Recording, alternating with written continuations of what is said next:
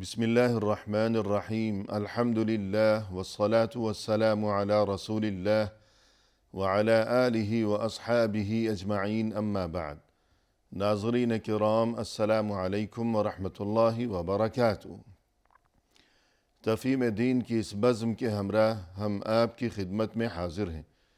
آج کی اس ملاقات میں ہمارے ساتھ تشریف فرما ہے محترم مہمان جناب شیخ شہاب اللہ بہادر صاحب، جو کہ معروف علمی شخصیت ہیں۔ تو آئیے ناظرین پروگرام میں ان کا استقبال کیا جائے۔ السلام علیکم شیخ۔ وعلیکم السلام ورحمۃ اللہ وبرکاتہ۔ ہماری بزم میں آپ تشریف لائے، جو کہ یقیناً ہمارے لیے انتہائی باعث مسرت ہے۔ ہم آپ کا شکریہ ادا کرتے ہیں، جزاکم اللہ خیرا۔ اللہ بارک فیکم۔ ہم بھی آپ کی اس دعوت پہ مسرور ہیں کہ اللہ تعالیٰ بار بار موقع دے، بہترین موقع کے لیے۔ شکریہ۔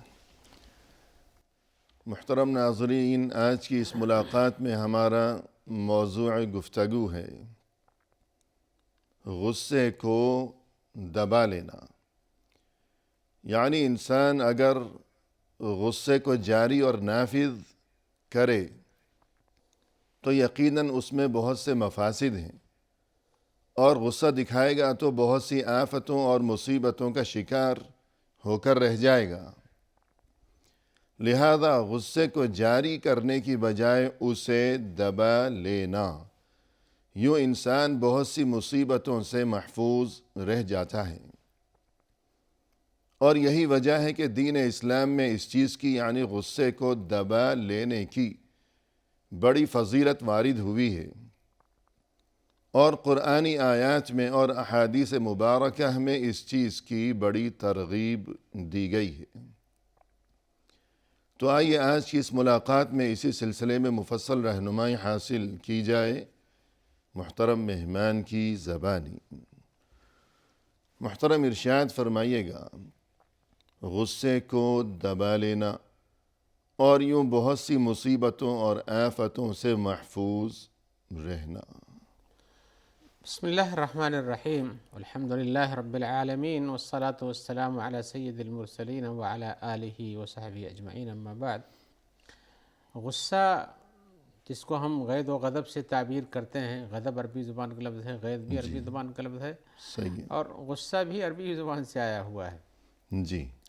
تو تینوں کے مفہوم قریب قریب انسانی کیفیت میں جو صورتحال وارد ہو جاتی ہے، اس پوزیشن میں جی اس کو غیظ و غضب یا غصہ کہتے ہیں، اور حقیقتاً اس کا وجود اس بات پہ دلالت کرتا ہے کہ شیطان اس پر غالب ہوتا جا رہا ہے۔ صحیح۔ اس لیے کہ غیظ اور غضب اور غصہ یہ شیطانی اثرات کا نتیجہ بن جاتا ہے، جی اور شیطان ناری ہے، اس لیے اس کے جسم سے بھی آگ کے فوارے ہی سمجھ لیے ہمارے غصے کے پھوٹا پڑتا ہے، جی شعلے۔ شعلے نکلتے ہیں، لال پیلا ہونے لگتا ہے۔ جی اور ظاہر ہے کہ جب شیطان ساتھ میں ہو یا اس شیطان سے مغلوب ہو رہا ہو متاثر ہو رہا ہو جاتا ہو بالکل، صحیح، تو نتیجہ اچھا تو نہیں نکلے گا، بالکل۔ اس لیے کہ شیطان تو انسان کا دشمن ہے۔ جی ایسی صورت میں غصے کا آنا اور غصے سے مغلوب ہو جانا، متاثر ہو کر کے اس کے نتائج کی طرف پہنچ جانا، جو اس کے اثرات آتے ہیں، جی یہ انسان کے لیے وبال بن جاتا ہے۔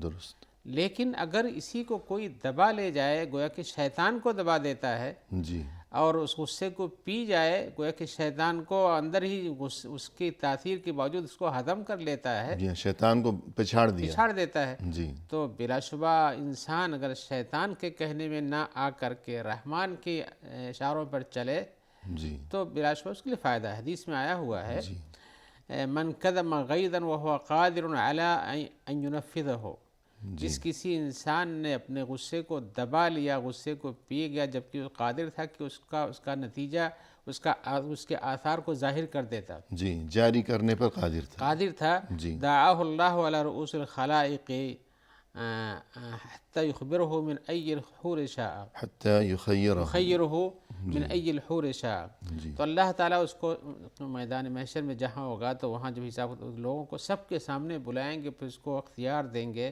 جی کہ تم جس بھی حور سے چاہو پسند کر لو۔ صحیح ہے۔ تو گویا کہ غصے کو پی جانے کا ثواب بہت بڑا ہے، شیطان کو پچھاڑ لیں اور رحمان کی صفت رحمت جس کا نتیجہ کہ انسان نرمی اور یعنی عفو سے کام لیتا ہے، جی اس کو معاف کر دیتا ہے، تو یہ رحمانی صفات ہیں، اللہ جی تبارک بالکل صفات ہیں، تو اس کا نتیجہ بھی اچھا ہے۔ اسی لیے حضرت عمر کی بھی ایک روایت ہے، اپنے وہ کہتے ہیں کہ من اتق اللہ لم یشف غیظہ، جو اللہ تعالیٰ سے ڈرتا ہے وہ اپنے غصے کو پورا نہیں کرتا ہے، یعنی اس کا نتیجہ اس پر ظاہر نہیں کرتا ہے۔ جی اور من خاف اللہ لم یفعل ما یرید، اور جو اللہ تعالیٰ سے ڈرتا ہے جو چاہتا اس کو انجام نہیں دیتا بلکہ اللہ سے ڈرتا ہے۔ صحیح ولولا یوم القیامت لکان غیر ما ترون، اور قیامت کے دن یہ نتائج کا یعنی ثواب ملنا اچھا معلوم نہ ہوتا جی تو لوگ پتہ نہیں کیا کیا کر جاتے۔ سبحان اللہ اسی صورت میں غصہ یہ بہت ہی خطرناک چیز ہے، اسی لیے رسول اللہ صلی اللہ علیہ وسلم سے جب کوئی پوچھا کہ مجھ کو کوئی وصیت کر دیجئے، جی تو آپ نے فرمایا لا تغضب، غصہ نہیں ہو۔ صحیح ہے اس نے پھر پوچھا، پھر کہا اور وصیت کر دیجئے، تو اور پوچھنے پر بھی آپ نے وہی کہا لا تغضب، غصہ نہ ہو۔ جی تیسری بار پھر اس نے دہرایا کہ اور کچھ نصیحت کر دیجئے، تو تیسری بار بھی آپ نے یہی کہا کہ لا تغضب۔ جی اور جب اس نے پوچھا تو آپ نے یہی جواب دیا۔ سبحان اس سے آپ کو اندازہ ہوگا کہ لا تغضب یہ چھوٹا سا ایک لفظ ہے، لیکن رسول اللہ صلی اللہ علیہ وسلم کا یہ جملہ مجموعہ جوامع الکلم میں سے نہیں، وہ الفاظ ہیں جن کے بہت سے اچھے نتائج اور معانی نکلتے ہیں۔ یعنی مختصر سے کلمے میں یا عبارت میں یا جملے میں بہت بڑے معانی جی ہاں پوشیدہ ہے۔ پوشیدہ ہیں۔ ابھی غصے کی تفصیلات میں جائیے تو جی اسی طرح ایک اور حدیث میرے ذہن میں آ رہی ہے کہ جب کسی نے یہ دریافت کیا کہ اللہ کے رسول مجھے کوئی طریقہ بتائیے کہ جسے اپناتے ہوئے میں اللہ کے غضب سے محفوظ رہ سکوں، تو آپ صلی اللہ علیہ وسلم نے جواب میں ارشاد فرمایا کہ تم دوسروں کو غصہ نہ دکھایا کرو، دوسروں پر غصہ نہ کیا کرو، تو یوں تم اللہ کے غصے سے محفوظ رہ سکو گے۔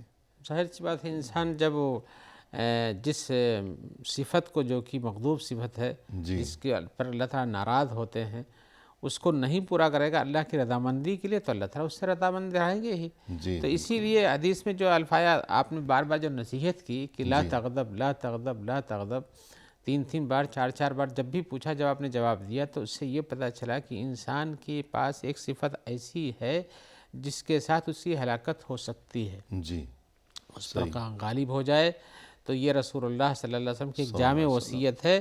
جی اور اسی لیے آپ نے کہا ایک حدیث میں اور بھی ابو الدرداء کی روایت میں ہے لا تغضب ولک الجنہ، غصہ نہ ہو تمہیں اس کے بدلے میں جنت ملے گی۔ سبحان اللہ۔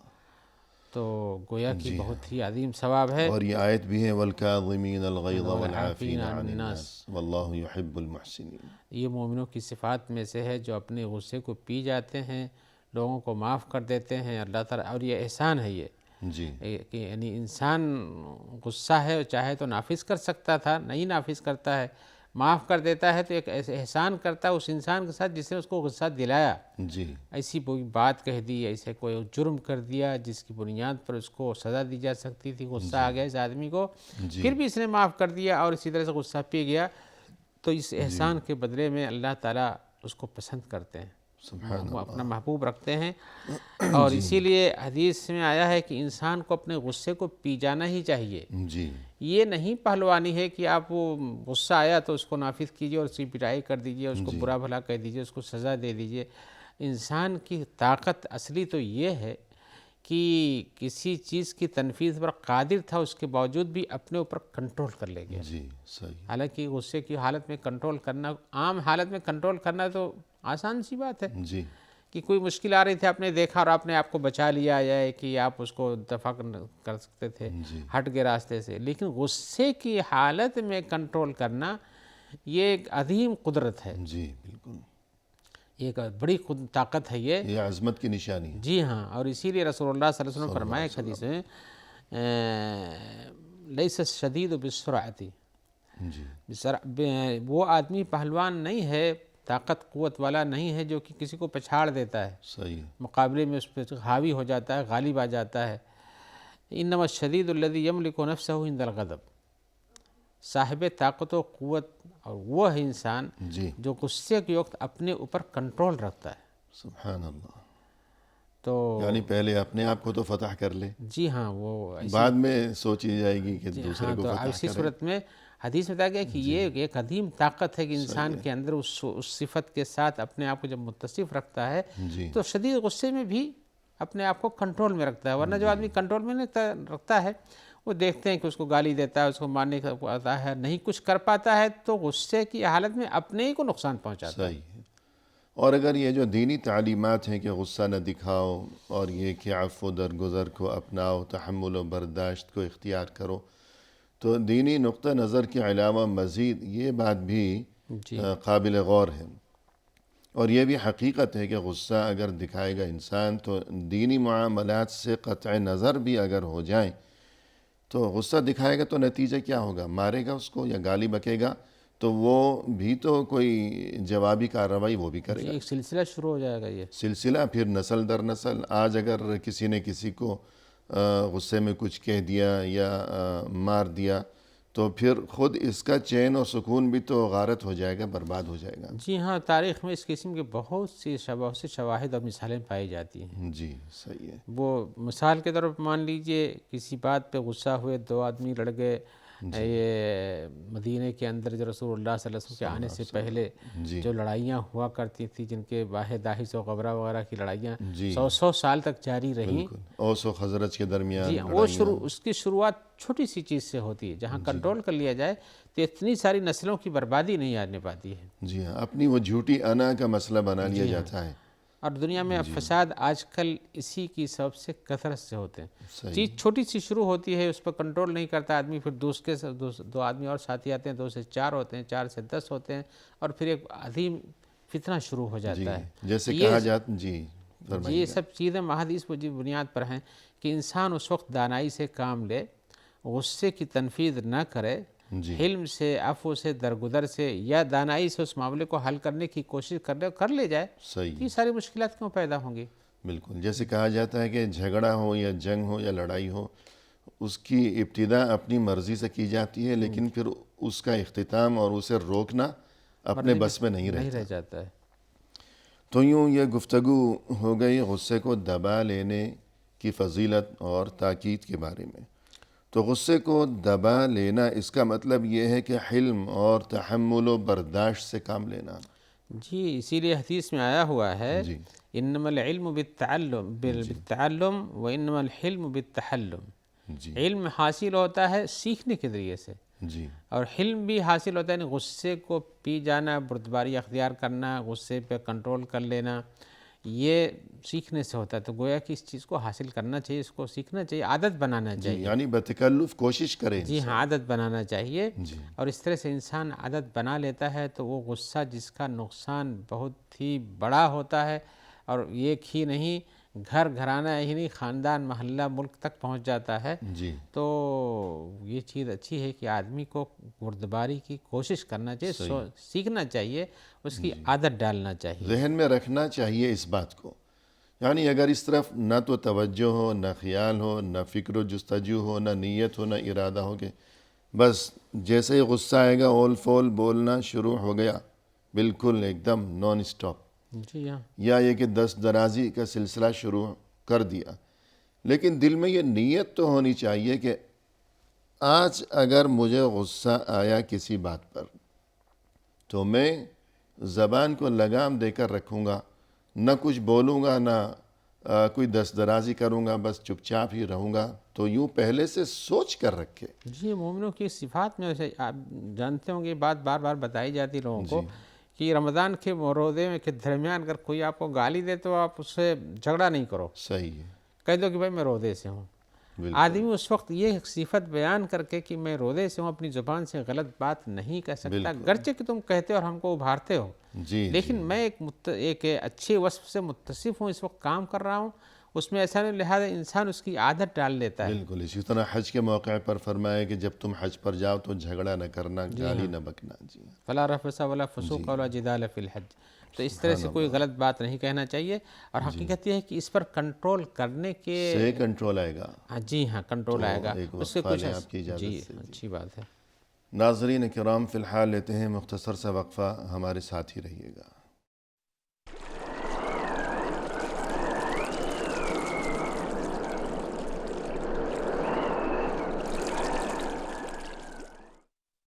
ناظرین، وقفے کے بعد ہم حاضر خدمت ہیں۔ آئیے سلسلہ گفتگو کو آگے بڑھایا جائے محترم مہمان کی زبانی۔ شیخ، وقفے سے قبل آپ نے یہ گفتگو فرمائی کہ غصے کو جاری کرنے کی بجائے اسے پی لینا، دبا لینا، اس کی ترغیب دی گئی ہے، اس کی فضیلت وارد ہوئی ہے۔ مزید یہ کہ دینی لحاظ کے علاوہ مزید یہ کہ دنیاوی لحاظ سے بھی انسان یوں یعنی غصے کو دبا کر خود کو بڑی مصیبتوں سے بچا سکتا ہے۔ اسی سلسلے میں اب ہم آپ کی زبانی یہ جاننا چاہیں گے کہ دین اسلام میں اور احادیث مبارکہ میں غصے پر قابو پانے کے لیے یا یہ کہ غصے کے وقت انسان خود پر کیسے قابو پائے، تو اگر کچھ تعلیمات دی گئی ہیں تو ارشاد فرمائیے گا۔ بلا شبہ غصہ جیسے ابھی ہم نے بیان کیا، آپ نے اس کی تفصیلات پیش کی کہ یہ انسان کے لیے نقصان دہ چیز ہے، دینی اور دنیاوی دونوں اعتبار سے۔ صحیح۔ اسی لیے حدیث میں جو کہا گیا اس کی عادت ڈالنا چاہیے کہ غصے کو پی جایا کرو جی اور تحلم یعنی حلم اور بردباری ظاہر کرو، غصے کو ابھارو نہیں۔ جی تو حدیث میں آیا کہ ایسا انسان جو کرتا ہے تو اللہ کی طرف سے اس کو توفیق ملتی ہے۔ صحیح۔ تو کوشش کیجئے اللہ تعالیٰ خود توفیق دیں کہ آپ غصے کو پی جائیں۔ جی، ارادہ تو ہو۔ جی ہاں، اسی لیے حدیث میں اسی حدیث میں اس میں آیا ہوا ہے انما العلم بالتعلم انما الحلم بالتحلم، علم سیکھنے سے آتا ہے اور بردباری اور غصے کو پی جانے کا طریقہ یہ ہے اس کی کوشش کرنے سے پیدا ہوتا ہے۔ جی اسی حدیث میں آیا ہے من یتحرر خیر یعطہ، جی جو آدمی صحیح، اچھائی کی تلاش کرتا ہے اور غصہ پی جانا اچھا کام ہے بالکل، تو اللہ تعالیٰ اس کو عطا کرتے ہیں۔ سبحان توفیق من اللہ اس کو ملتی ہے کہ واقعی کوشش میں ہے تو اللہ تعالیٰ اس کی کوشش کو پورا کرتے ہیں۔ یعنی نیتوں کے مطابق اللہ کی طرف سے معاملہ کیا جاتا جی ہے۔ ہاں، اور اسی لیے حدیث کے الفاظ میں من یتقی الشر یوقہ، کہ جو آدمی یوقہ تو جو انسان برائی سے بچتا ہے اللہ تعالیٰ اس کو بچا دیتے ہیں۔ جی، یعنی جو بچنے کی کوشش کرے کوشش کرنا تو چاہیے، اللہ کی تو طرف سے غیبی انتظام جی کیا ہاں، جائے۔ کوشش کرنے پر اللہ تعالیٰ اس کو توفیق دیتے ہیں کہ ہاں تمہاری یہ کوشش ہم کامیاب کر دیتے ہیں۔ جی سبحان اللہ۔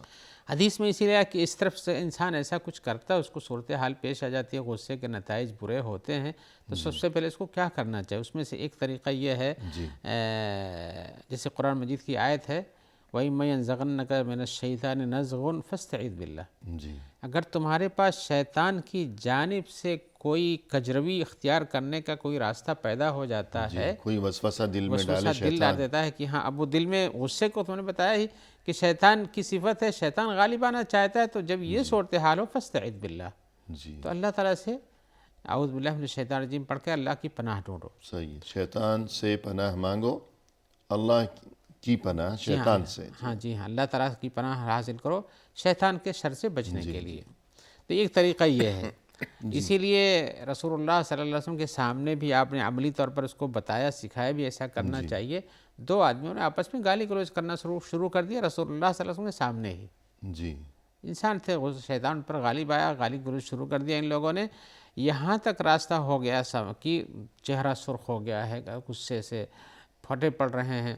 تو آپ نے کہا میں ایسی ایک بات جانتا ہوں، ایک کلمہ جانتا ہوں، اگر یہ لوگ کہہ لیں جی تو جس چیز کو یہ اپنے اندر پاتے ہیں وہ چلا جائے گا۔ صحیح۔ تو پھر آپ نے کہا کہ وہ کیا ہے؟ اعوذ باللہ من الشیطان الرجیم۔ جی اعوذ باللہ من الشیطان الرجیم پڑھتے ہی شیطان خائب و خاسر ہو کر کے واپس ہو جاتا ہے، جی پیچھے ہٹ جاتا اس لیے کہ وہاں اس نے اللہ تعالیٰ کی پناہ لے لی ہے۔ ہے۔ صحیح۔ اب شیطان کی بس کی بات نہیں، لہذا غصے کے وقت سب سے پہلے انسان کو اپنے اوپر کنٹرول کرنے کے لیے اعوذ باللہ من الشیطان الرجیم پڑھ لینا چاہیے۔ جی دوسری صورتحال یہ ہے کہ جس پوزیشن میں انسان ہے، جس غصے میں آ رہا ہے، اس پوزیشن کو، اپنے جسم کی اس پوزیشن کو بدل لے۔ صحیح، کھڑا ہے، دوڑ رہا ہے، اپنی حیت تبدیل کر لے۔ تبدیل کر لے، کھڑا ہو جائے، بیٹھ جائے اور پرسکون ہو جائے، بلکہ یہ بھی آیا ہے کہ وہ وضو کر لے۔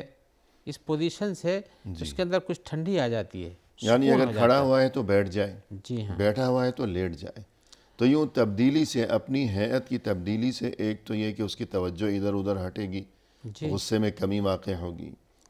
مزید اس میں یہ حکمت بھی ہے کہ اگر کھڑا ہوا ہے اور یہ کہ زبانی جو ہے وہ ایک دوسرے کو برا بھلا کہنے کا سلسلہ جاری ہے، سکتا ہے، لیکن جب کھڑا ہوا ہے تو شاید ایک دوسرے کی جانب پیش قدمی بھی ہو جائے، جی ہاتھا پائی بھی ہاتھا پائی ہو جائے، قریب ہو سکتی ہے. ہاتھ آگے بڑھ جائیں، دست درازی کی نوبت آ جائے یا پاؤں آگے بڑھ جائیں. تو بیٹھا ہوا ہے تو یوں ایک دوسرے کی جانب بڑھنے اور پھر بھیڑ جانے کا امکان کم ہو جائے. کم ہو جائے گا. اسی لیے حدیث کے جو الفاظ پھر ہیں یہ بھی ہے کہ انسان جب حرکت کرتا ہے کہ کھڑا ہوا ہے یا حرکت کر رہا ہے تو خون کی جو دوران خون ہے، جو حرارت اور گرمی ہے وہ بڑھتی ہے، صحیح. اور غصے میں پہلے ہی جو ہے وہ خون میں گرمی ہے. تو اب جس قدر گرمی اور حرارت بڑھے گی، دوران خون بڑھے گا، تو اسی قدر غصہ بھی بڑھتا جائے گا. لہذا سکون سے ایک جگہ بیٹھا رہے، کھڑا ہوا ہے تو بیٹھ جائے، بیٹھا ہوا ہے تو لیٹ جائے. اور یہ نسخہ رسول اللہ صلی اللہ علیہ وسلم کو بتایا ہوا ہے. جی حدیث میں ہے. ابو ذر کی روایت میں ہے، کہتے ہیں آپ نے فرمایا اذا غضب احدکم وهو قائم فلیجلس، جب تم میں سے کسی کو غصہ آ جائے اور وہ کھڑا ہے تو اسے بیٹھ جانا چاہیے. فإن ذهب عنه الغضب وإلا فليستدع، اگر بیٹھ جانے سے غصہ کافور ہو جاتا ہے، جی ٹھنڈا ہو جاتا ہے تو ٹھیک ہے. اور اگر بیٹھ کر بھی باقاعدہ زبان درازیاں اور کلام چل رہے ہیں تو چاہے کیا پتہ کب ایک دم پھر اٹھ کھڑا ہو. حدیث میں آ کہ اگر بیٹھ کے بھی چلا جاتا تو ٹھیک ہے، ورنہ فلیستدع، لیٹ جائے.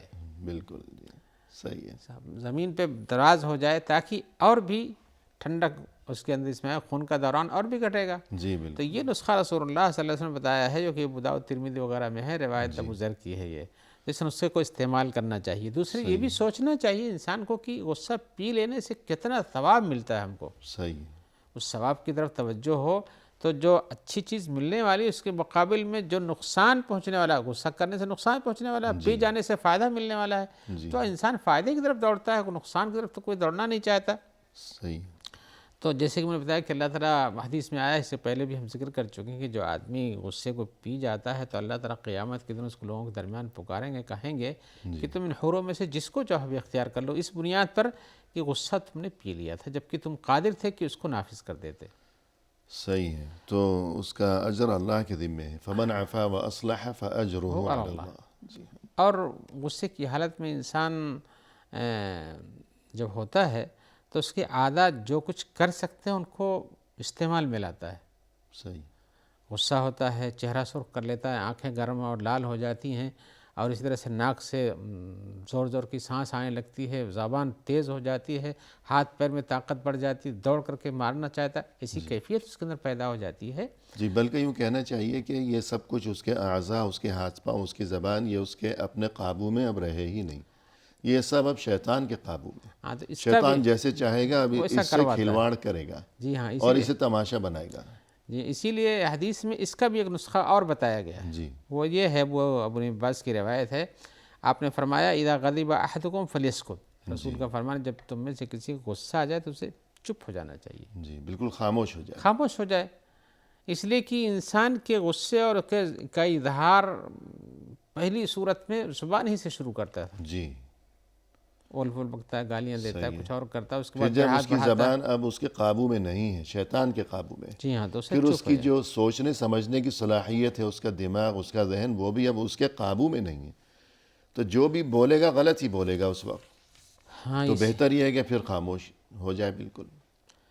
لہذا انسان کو وہ راستے اختیار کرنا جو رسول اللہ صلی اللہ علیہ وسلم کے فرمان کی طرف صحیح ہے وہ بہتر ہے، اور انسان کو غید و غضب سے بچانا ہی بہتر ہے. اور جو اس کی تلاش کرے گا اللہ تعالیٰ اس کو توفیق دے گا، اور جو شیطان کا ساتھ دے گا تو خسران اور گھاٹے میں تو جائے گا ہی. جی اور آپ نے جو اشارہ کیا تھا وہ بات رہ گئی کہ اگر ہو سکے تو اٹھ کے وضو بھی کر لے. جی ہاں، ایک چیز وہ بھی جسم کے ٹھنڈک کے لیے ہے کہ انسان کیونکہ آگ کو پانی سے بجھایا جاتا ہے. تو وہ اور غصہ جو ہے، غصے کے وقت اندر آگ بھڑک رہی ہے، دوران خون تیز ہے، خون میں گرمی ہے، شدت و حدت ہے. مزید یہ کہ شیطانی اثر ہے، تو شیطان آگ سے بنا ہوا ہے، تو آگ کو بجھانے کے لیے پانی استعمال کیا جاتا ہے، بھی مناسب تو وضو کیا جائے. جی ہاں، اگر موقع ہو. ہاں تو اس طرح سے بتکلف کرنا چاہیے. بتکلف نہیں، حدیث کے الفاظ کے حکم کے حساب سے اسے وضو کر لینا چاہیے، اس لیے کہ وضو کرنے سے انسان کے جسم کے اندر ایمانی ٹھنڈک آتی ہے. جی ایک ایمانی ٹھنڈک کی، اس نے وضو کیا، اللہ کا نام لیا، پھر وضو کیا. اس لیے جس طرح سے ایک عبادت کی تیاری ہوتی ہے تو اب وضو کا یعنی یہ نہ سوچے کہ ابھی تو میں چل رہی ہے اور میں اب یہاں سے کھسک لوں، جاؤں وضو کروں، کہاں ڈھونڈوں پانی، ایسا نہیں، بلکہ جانا چاہیے، کرنا چاہیے وضو۔ جی ہاں، کوشش کرنا ضروری ہے۔ حلم بالتحلم کا مسئلہ یہ ہے کہ غصے کے وقت آدمی بردباری کرے، اس کو اپنی عادت بنانا چاہیے، اور عادت بنانے کے لیے ضروری ہے کہ انسان جو ہے کسی چیز کی جب حاصل کرنے کی کوشش کرتا ہے تو اس کو پاتا ہے۔ تو خلاصہ یہ ہوا کہ سب سے پہلے تو اعوذ باللہ من الشیطان الرجیم پڑھے فوراً، اور اس کے بعد یہ ہے کہ بالکل خاموش ہو جائے، سوچ لے کہ اب مجھے کچھ بھی نہیں بولنا، اگر کوئی بات ہے دل میں کچھ کہنا ضروری ہے تو وہ بعد میں دیکھی جائے گی، ابھی کچھ نہیں کہنا۔ جی، اور اس کے بعد یہ ہے کہ کھڑا ہو بیٹھا تو ہوا ہے بیٹھ تو جائے، کھڑا ہوا ہے تو بیٹھ جائے، بیٹھا ہوا ہے تو لیٹ لیٹ جائے، جائے، اور وضو بھی کر لیں تو اور وضو اچھی کر لے۔ بات ہے۔ تو اس طرح سے کوشش کرنے سے یہ سب ایمانی یا اسلامی اعمال ہیں جن کی بنیاد پر غصے کو فروغ کیا جا جی سکتا ہے۔ جی بالکل صحیح۔ باقی اب پہلے سے کوشش کرنا چاہیے کہ ایسے کام لوگوں سے نہ ہونے پائیں، یا اگر ہو جائے تو آپ اس کو پہلے سے اصلاح کی کوشش کیجیے تاکہ بہتری کی طرف آدمی اور جائے۔ یہ بھی ممکن ہے کہ غصے کی شدت کی وجہ سے شاید جو صحت کے معاملات ہیں، ہارٹ اٹیک بھی ہو سکتا جی ہے، ہاں، یہ تو ہم اپنی اور طریقہ دماغ کی رگ جو پھٹ جاتی ہے، خدا نخواستہ۔ نقصانات میں سے ہے انسانی جسم پر۔ اس کے ویسے بھی غصہ ہو جائے، رگ نہ پھٹے اور ہارٹ اٹیک نہ آئے تو بھی انسانی جسم کو خسارہ ہوتا ہے اس میں۔ جی، غصے کی حالت میں جو اس کی پوزیشن بنتی ہے، یعنی جو جسمانی صحت ہے، اس کے اعصاب متاثر ہوتے ہیں، بالکل ایمانی صحت تو الگ ہے، مزید ہے کہ جسمانی صحت پر بھی بہت برا اثر پڑتا ہے۔ اور مالی صحت بھی برباد ہوتی ہے۔ کہیں کہیں آدمی غصے میں اپنی چیزوں کو پٹکنے لگتا ہے، دوسروں کو چھوڑ دیجیے، دوسرے تک پہنچنے سے پہلے ہی مارے غصے کی اپنی چیزوں کو پٹکنا شروع کر دیتا ہے کبھی کبھار۔ اور کہتے ہیں کہ غصے کی ابتدا ہمیشہ حماقت سے ہوتی ہے، اور انتہا ہمیشہ ندامت پر ہوتی ہے۔ جی ہاں، یہ کہ تو بہت غصہ دکھایا، چیزیں توڑ پھوڑ کر کے رکھ دیں، اور برا بھلا کہا اور رشتوں کو خراب کیا، اور اس کے بعد جب غصہ ٹھنڈا ہو گیا تو یوں لگا کہ یہ تو کوئی بات ہی نہیں تھی، اتنا فتنہ برپا کرنے کی، خام خواہ اتنے فتنے برپا کیے، مشکلات کی، اور کیا کیا کر جی ہاں، ڈالا۔ معاشرے میں اس کی بڑے ہی نقصانات ہیں۔ جی انہی نقصانات میں سے بہت ساری چیزوں کے نقصانات ہم ذکر نہیں کر سکتے، ان میں سے ایک نقصان یہ بھی بتا دیں کہ آدمی معمولی بات پر غصہ ہو جاتا ہے اپنی بیوی پر، جی اور کبھی کبھی اس غصے کے نتیجے میں معمولی بات ہے، غصہ بھی چڑھتا ہی جا رہا ہے، کسی بیچ میں طلاق مارنا شروع کر دیتا ہے، تو یہ غصے کے نتیجے میں بھی یہاں تک نوبت پہنچ جاتی ہے۔ طلاق جو ہے، اور بعد میں روئے گا کون؟ خود روئے گا، خود ہی روئے گا۔ اور کون روئے گا؟ جب بچے دیکھے گا، روئیں گے۔ اپنے بچوں کو دیکھے گا کہ دربدر ہونے والے ہیں، اب جی ہاں، کیا کرے گا؟ فیملی مشکلات بہت ساری انہی بنیادوں پر شروع ہوتی ہیں۔ ہاں جی ہاں، اللہ محفوظ رکھے سب کو ہر شر سے۔ تو یہ معاملہ جو ہے کہ غصے کی بجائے حلم کو اپنایا جائے، تو اس سلسلے میں مزید گفتگو وقفے کے بعد کریں گے انشاءاللہ۔ ناظرین، فی الحال لیتے ہیں مختصر سا وقفہ، ہمارے ساتھ ہی رہیے گا۔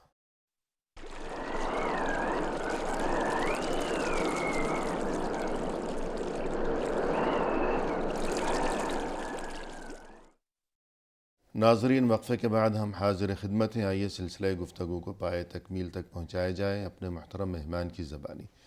شیخ، وقفے سے قبل آپ نے گفتگو فرمائی کہ غصہ جاری اور نافذ کرنے کی بجائے تحمل و برداشت اور یہ کہ حلم و بردباری کا راستہ اپنایا جائے۔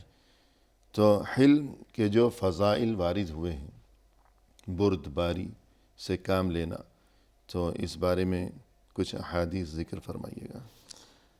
آئیے سب سے پہلے ہم یہ بیان کریں کہ حلم ایک ایسی صفت ہے جی، جس کے ذریعے سے اللہ نے اپنے کو متصف کیا ہے۔ سبحان اللہ۔ حلیم اللہ کے اسماء حسنہ میں سے ایک حلیم بھی ہے، جی اور اللہ کے اسماء حسنہ ہی ہیں، سب اچھے نام ہیں۔ حلم اور حلیم یہ اچھی چیز ہے۔ جی حلیم ہوتا کیا ہے عربی زبان کے حساب سے؟ جی کہ کسی انسان کو جب حلیم کہا جاتا ہے تو یہ ہے کہ وہ سکون میں ہے، جی کوئی چیز اس کو یوں جلدی سے غضبناک نہیں کرتی ہے، جی اور جب کوئی غلط بات آ بھی جاتی ہے جس پہ انسان کو غم و غصہ دکھانا چاہیے، تو بھی وہ اپنے آپ کو کنٹرول میں رکھتا ہے، اس کو حلیم کہتے ہیں۔ جی۔ اور یہ اچھی صفت ہے، گویا کہ حلیم جو ہے یا حلم جو ہے اور یہ بلکہ غصے کے مقابل میں ہے۔ ایسا بھی محسوس ہوتا ہے کہ حلیم میں نہ صرف یہ کہ بردباری اور غصے کو کنٹرول کرنا، اس صفت کے علاوہ اس میں ایسی بردباری کہ اس میں تھوڑا سا مجھے یوں محسوس ہوتا ہے کہ شرافت کے معنی بھی پائے جاتے ہیں جی ہاں، کہ وہ لئیم کے مقابلے میں اکثر حلیم ہوتا ہے. حلیم جو ہے، اور کریم حلیم. تو گویا نہ صرف یہ کہ وہ غصے کو دباتا ہے، تو ایسی بات نہیں کہ وہ بزدل قسم کا انسان ہے، غصہ دکھا کے کرے گا کیا، یہ بات نہیں ہے، بلکہ غصے کو وہ دبا رہا ہے. کیوں؟ اپنی طبعی شرافت کی وجہ سے. جی ہاں، یہ طبعی شرافت ہوتی ہے، اور اسی لیے میں آپ کو یہ بتاؤں کہ حلیم عام طور سے اس صفت سے متصف وہ ہوتا ہے جو عالم ہوتا ہے، جو انجام کو جانتا ہے، جی، جو اچھی صفات کے بارے میں علم رکھتا ہے، لیکن جاہل دانشور ہے. جی، دانشور ہے. لیکن جاہل جو جڈ اور اکھڑ پن کا حامل ہوتا ہے، صحیح ہے.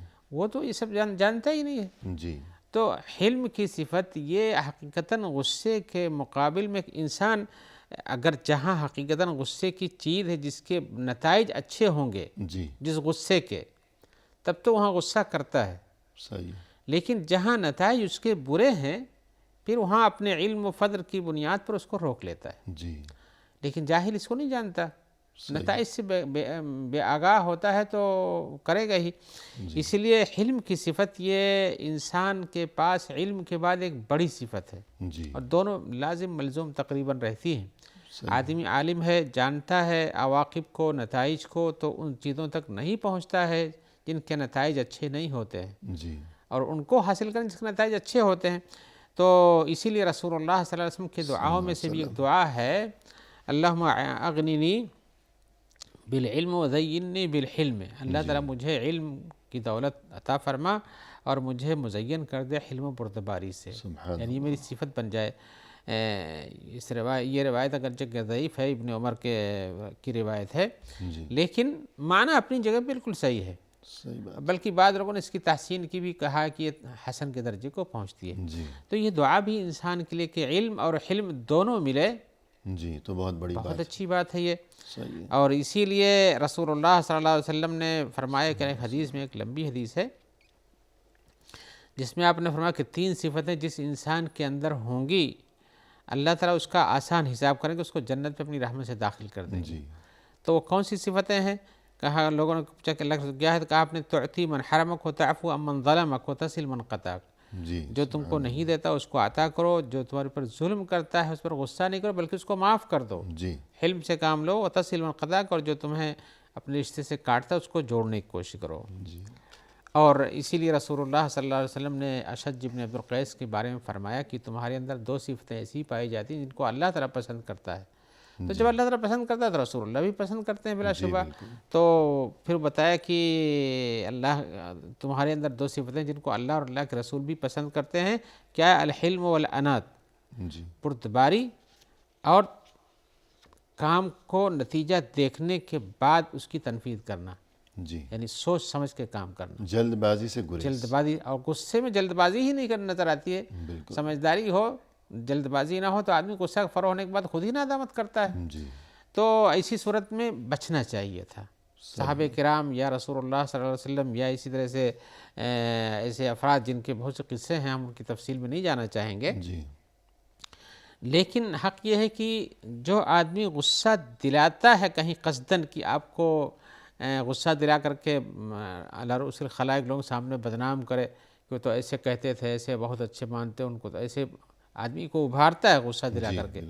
لیکن اگر وہ سمجھدار انسان ہے جس کو غصہ دلایا گیا ہے اور اس کا انتقام کچھ نہیں لیتا ہے، تو جس نے یہ شر لگانے کی کوشش کی تھی جی، خود ہی اپنے آپ میں ٹھنڈا پڑ جاتا ہے کہ دیکھو ہماری چال نہیں چلی. اور اس کا اور حق یہی ہے کہ لوگوں کی ایسی چالوں کو نہیں چلنے دینا چاہیے. بالکل. جو جھگڑے لگاتے ہیں، جھگڑے لگانے سے پہلے روکنا چاہیے. یعنی اگر کوئی جان بوجھ کر ہمیں غصہ دلانا چاہتا ہے، تو اگر ہم غصے میں آ گئے تو گویا وہ اپنے برے ارادے میں کامیاب ہو گیا، اور اگر ہم نے غصہ نہیں دکھایا تو گویا کہ اس کی شکست ہو گئی، ناکامی ہو گئی. آئیے اس میں ایک قصہ بیان کر دیں، بہت ہی اچھا ہے. حضرت عمر ابن عبدالعزیز کا ہے. صحیح. رات کی تاریکی میں جا رہے تھے مسجد کی طرف. وہ مسجد میں پہنچے، تاریکی میں نظر نہیں، ایک آدمی وہاں بیٹھا تھا، یا اس سے ٹکرا گئے. جی. تو اس نے کیا کہا، عمر ابن عبدالعزیز جو خلیفہ تھے اپنے زمانے کے، جن کو خلیفہ خامس بھی کہا جاتا ہے، عمر ثانی بھی کہا جاتا ہے، تو اس نے کیا کہا मजनून अंता, तुम पागल हो। जी रात की तारीकी में बैठा हुआ, जा रहे टक्कर लग गई तो उसका तुम पागल हो, कौन हो तुम। सही है। तो इनके साथ जो हज़रत उमर ने जो नहीं मैं पागल नहीं हूँ। जी इनके साथ जो अफराद इनके हिफाजत में या साथ में चला करते थे, जी, वो खलीफे पहरेदार वगैरह। पहरेदार जो साथ में होते थे, जी उन्होंने चाहा कि पकड़ो, और इसने ऐसे इनको पागल क्यों कह दिया। जी तो उन्होंने कहा नहीं छोड़ो छोड़ो, इसने कुछ तो कहा नहीं, यही तो कहा कि वो पागल हो। मैंने कहा नहीं हूँ। जी, कि इसने मुझसे एक बात पूछी थी कि क्या हाँ, तुम सवाल पागल किया, हो? हमने जवाब दिया नहीं हूँ। मैंने उसके सवाल का जवाब दे इसमें दिया, गुस्सा होने की क्या बात ज़रूरत खत्म हो है। गई। जी तो यही है कि इंसान को किसी मामले हालांकि से, खलीफा वक्त है खलीफे वक्त है और वो एक आम आदमी है। एक आम आदमी है, तारीकी में बैठा हुआ, ये जा रहे हैं और उसके साथ ठोकर लगी तो गलती उसकी, तारीकी में बैठने के, रास्ते में तारीकी में बैठने की भी है। सही है। किसी किनारे होता, रास्ते में क्यों था। तो ऐसी सूरत में ये चीज़ होती है।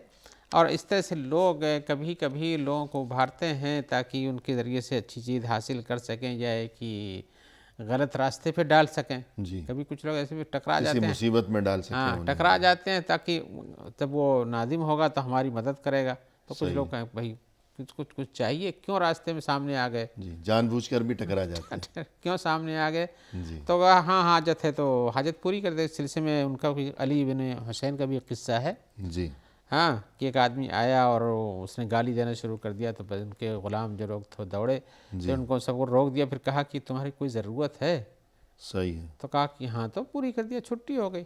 सही है। जी हाँ। तो ऐसे लोगों को गुस्सा नहीं दिलाना चाहिए, इसलिए कि शैतान का हदीस में, एक हदीस में वहाब बिन मुनब्बह कहा है कि, या इस तरह हदीस में भी एक अल्फाज है कि ये गुस्सा जो है शैतान की पोस्ट है, यानी वो अपना ख़त भेजता है इसी तरह से, और ये पहुंचता है और इसको पढ़ता है और इसके ऊपर असर ज़ाहिर होता है और उस पर नाराज़ हो जाता है। इससे बचना जी, चाहिए। यानी वहाब इब्न मुनब्बिह को किसी ने ये कहा कि फ़लाँ आदमी ने आपको गाली बकी है, जी तो इन्होंने जवाब में उसे यूँ कहा कि शैतान को तुम्हारे सिवा और कोई डाकिया नहीं मिला था, पोस्टमैन। हाँ, कि लाख पहुँचाओ, गाली दिया, इस पर गुस्सा हो जाओ, फिर झगड़ा शुरू हो जाए। यानी तुम्हें ही खुद चुप रहना चाहिए, ऐसी चीज़ों को पहुँचाने से भी बचना चाहिए। यानी जो बुरी बात दूसरे तक पहुंचा रहा है कि फ़लाँ ने आपके बारे में ये बुरी बात कही है, तो वो भी गलत कर रहा है, जी हाँ, और वो गोया कि शैतान की तरफ से पैगाम रसानी कर रहा है वो। और वो गलत चीज़ है, नहीं करना चाहिए। इसीलिए हिल्म के बहुत से फ़वाइद हैं। जी उनमें से ये कि है कि अल्लाह ताला की मोहब्बत हासिल होती है इसको। जी जैसे मैंने अभी हदीस पेश किया कि अशज इब्न अब्दुल कैस के बारे में रसूल ने फरमाया कि तुम्हारे अंदर दो सिफतें जिनको अल्लाह ताला पसंद करते हैं, महबूब रखते हैं, और मैं भी रखता हूँ। क्या? हिल्म वल अनात, जी हिल्म और बुर्दबारी से काम लेना, अफो दरगुजर करना, और इसी तरह से काम में सोच समझ के, नताइज के सोच के काम करना, जल्दबाजी नहीं करना। जी। तो ये दो महबूब सिफत है, लिहाजा अल्लाह की मोहब्बत इससे हासिल होती है। सुभान अल्लाह। और इसी तरह से जब इनको ये बात कही गई कि तुम्हारे अंदर दो सिफतें हैं, तो उन्होंने पूछा अल्लाह के रसूल ये दो सिफतें मेरे अंदर पहले से पाई जाती हैं या एक ही अभी पैदा हो गई हैं। जी तो अशज इब्न अब्दुल कैस को अल्लाह के रसूल ने फरमाया कि नहीं, ये तुम्हारे अंदर पहले से पाई जाती है। जी तो इन्होंने कहा कि अल्हम्दुलिल्लाहिल्लज़ी जबलनी अला खुल्क़ैन अहब्ब हमल्लाहु तआला, अल्लाह ताला की तारीफ़ है कि मुझे तबई तौर पर, फितरी तौर पर बनाया ऐसा है, ऐसी तो सिफतें दी जिनको अल्लाह ताला खुद ही पसंद करते हैं। जी सुभान अल्लाह। तो इंसान को अगर फितरी तौर पर ना हो तो इन्नमल हिल्म बित्तहल्लुम की कोशिश करना चाहिए कि पैदा करे अपने अंदर। जी ये चीज़ कसबन भी हासिल हो सकती है। सही है। और हिल्म के लिए ज़रूरी है कि इंसान दरगुजर करे, सब्र से काम ले। और अनात जो अल्लाह के रसूल ने फरमाया कि हिल्म वल अनात, जी यानी माफ़ करना और पुर्तबारी से काम लेना, जल्दबाजी नहीं करना। हिल्म के साथ जल्दबाजी की सिफत इंसान के अंदर नहीं रह जाती है, जी इसलिए जल्दबाजी में तो गुस्से का जवाब फौरी तौर पर देता है, लेकिन अगर सोच के दे तो माफ़ कर देगा। और जल्दबाजी के नताइज हमेशा बुरे निकलते हैं। ये तो शैतान की सिफत है कि शैतान ही जल्दबाजी में ले जाता है, जी, इन्नमल अजलतु मिनश-शैतान। शैतान। जी तो इससे बचना, इसलिए हिल्म जो है उसके साथ जल्दबाजी की सिफत ख़त्म करना चाहिए अपने साथ, जी यानी इसकी आदत डालना चाहिए ताकि हिल्म पैदा हो। अब सोच समझ के जवाब देंगे तो आपके अंदर वो चीज़ नहीं रहेगी जो गुस्से की हालत में पैदा हो जाती है। बिल्कुल जी। ऐसे ही हिल्म एक अच्छी चीज़ है, आदमी कुदरत रखता है इंतकाम लेने पर लेकिन माफ़ कर देता है। जी ये कितनी बड़ी अच्छी सिफत है। अल्लाह ताला भी कितना लोगों को माफ़ करते हैं, उनको दुनिया में क्या क्या लोग करते हैं। अल्लाह ताला के हलीम हैं तो लोग को यहाँ सज़ा नहीं देते हैं। अब बिल्कुल। जिसने कुफ्र किया, जिसने शिर्क किया, उसकी सज़ा तो मुतय्यन हो, तो वहाँ मिलेगी ही। اور یہ بھی ساتھ میں یہ بات بھی بتا دوں کہ حلم کا تذکرہ قرآن مجید میں اللہ کے نام کے لیے آیا ہوا ہے، اور بندوں میں سے حضرت ابراہیم کو اور اسی طرح سے اسحاق کو حلیم بتایا گیا ہے۔ صحیح ہے۔ قرآن مجید میں ہے ان ابراہیم لأواہ حلیم، جی ابراہیم یہ اللہ کی طرف متوجہ ہو کے بات کرنے والے اور حلیم آدمی ہیں۔ جی ایسے ہی آیا فبشرناہ بغلام حلیم، ہم نے ان کو ایک بردبار لڑکے کی بشارت دی۔ تو یہ انسانوں کے لیے بھی یہ صفت استعمال ہوتی ہے، نبیوں کے لیے استعمال ہوئی، اچھی صفت ہے۔ لہذا حلم ایک ایسی خصلت ہے جس کو اختیار کرنے سے انسان گناہوں سے بچ جاتا ہے، اور ان جگہوں میں جہاں غلط ہوتی ہوں جانے سے اپنے آپ کو بچا لیتا ہے، صحیح۔ جس کے نتائج اچھے نہیں ہوتے ہیں۔ لہذا کسی اچھے انسان کو ہمیشہ حلم بردباری کو اپنے ساتھ رکھنا چاہیے، اور اسی طرح سے معاف کرنا، غلطیوں کو چھوڑ دینا، اور اپنے آپ کو اللہ کی رضا پر راضی رکھنا، اور کبھی ایسی صورتحال سکوت اختیار کر لینا، بیٹھ جانا، غصے کے اسباب کو چھوڑ دینا، یہ سب حلم کے درجات کی طرف جاتا ہے۔ جی ہاں، اور یہ کہ اگر انسان کے مزاج میں حلم اور بردباری ہوگی تو نرمی بھی ہوگی، پائی جائے گی بلا اور شبہ۔ نرمی جو ہے یہ بہت ہی پسندیدہ صفت ہے۔ جی الرفق، رفق جو ہے انسان کے اندر یہ صفت پائی جاتی ہے، تبھی وہ لوگوں کے ساتھ نرمی پیدا کرتا ہے اور تواضع کے ساتھ اس کو معاف کر دیتا ہے۔